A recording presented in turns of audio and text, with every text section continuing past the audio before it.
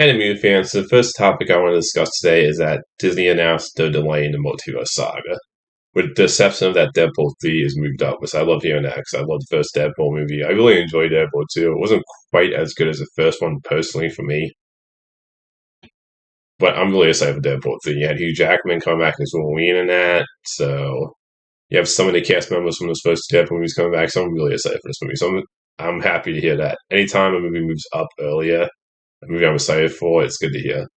When it comes to Marvel delaying the whole Multiverse Saga outside of Deadpool 3, with everything else being moved back further when it comes to Thunderbolts, the next two Avengers movies, Blade. It sucks for Blade that got moved back even more because that movie can't seem to catch a break when it comes to like its production. And you also have the writer strikes, still going on. So, but I understand why Marvel did this because I do think with the fact that Marvel needs to take more of its time with its movies to kind of get, and I'm all for it. If you're trying to make like great movies and you need more time, you make the best movies you can. Because at the end of the day, Phase 4 and Ant-Man was kicked off Phase 5 weren't exactly, they weren't, Phase 4 wasn't exactly beloved. It was kind of like hit or miss in that phase for a lot of people. And Ant-Man didn't really do all that well critically, and it made less money than the first two Ant-Man movies. So I think Marvel was smart in the fact that with the previous person who was in charge of Disney back, that they want to like put out less and want to focus more on quality, not quantity. So I'm perfectly fine with them delaying the Multiverse Saga to really make sure they make some great movies, especially the Avengers movies. Like you really want to get those right. So I'm perfectly fine with them delaying the Multiverse Saga if it means better movies. Longer wait, but I care more about better movies, personally. The next thing I want to discuss is there was a festival where they announced the Spider-Verse short film. I think this is really cool they announced this because I didn't know it was even coming. Apparently it's going to be like horror themed too. They haven't said what timelines where this short Spider-Verse movie takes place. It was released to like Miles in his room, I think. But I'm just excited to hear this. Like, I think I love the Spider-Verse movies, and to do a little short film, I think sounds really cool. They haven't said when it's coming out, but I'm personally really excited for this short Spider-Verse film. Then also at the festival, they showed TMNT Mutant Mayhem, and I'm really excited for this. I love those trailers. I love the original Turtles film, and I am a big Turtles fan. Like the '90s original live-action Turtles film, to me, is great. It's one of my favorite comic book movies. And to hear this movie's getting good responses, I'm glad to hear that because I really want to love this new Turtles movie because to me that has been a great Turtles movie since the original. Like Secret of the Ooze, I enjoyed, but I didn't love it. It got like really goofy in that movie.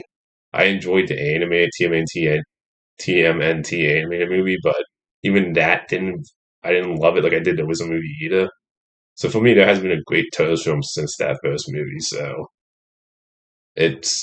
I'm just happy to hear it's getting good responses at like this festival. So hopefully it turns out to be another great comic book movie this year.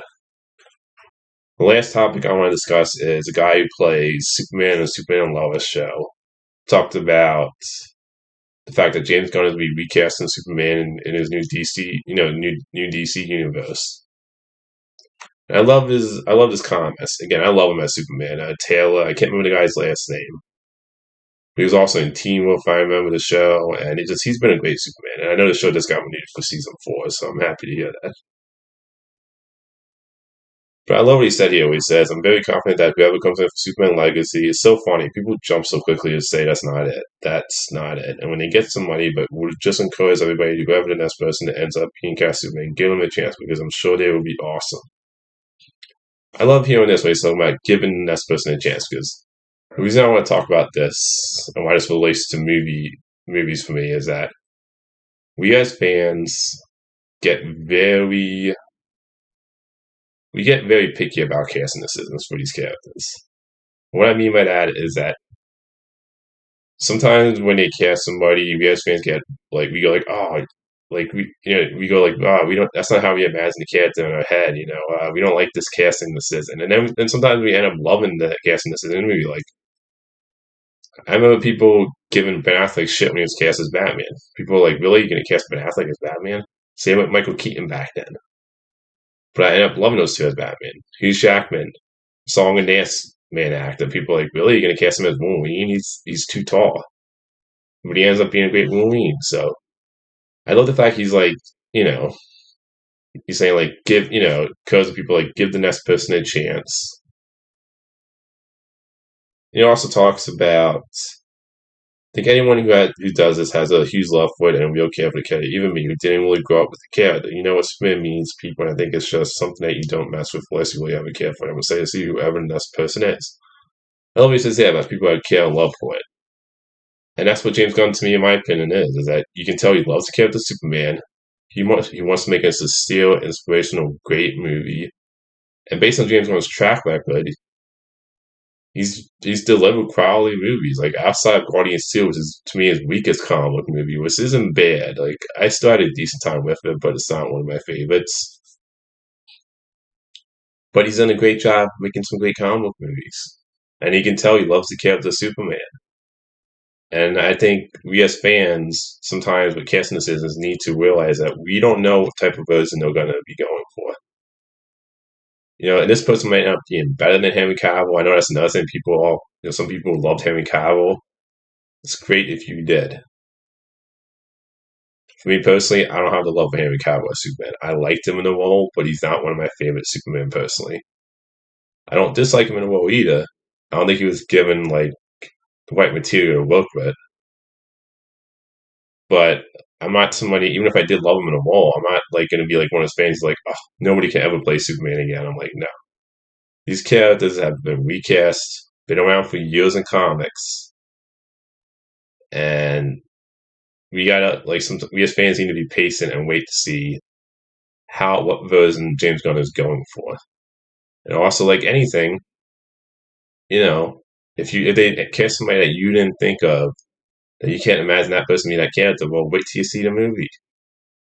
There's plenty of casters I just referenced that you don't think that person would be right for the role, but then you end up seeing the movie and go like, oh, they were great as a character. So I just love him saying again, very Superman-like too. And I just love the fact he's like support. He's like sending out to support whoever plays Superman on the big screen. Because we as fans with casting decisions definitely sometimes get a little too like protective of like when it comes to casting these characters. So I'm like, okay, guys, chill. Wait till you see the movie to see this person in the role in the movie. But that's all the topics today I want to discuss. Until next time, movie fans.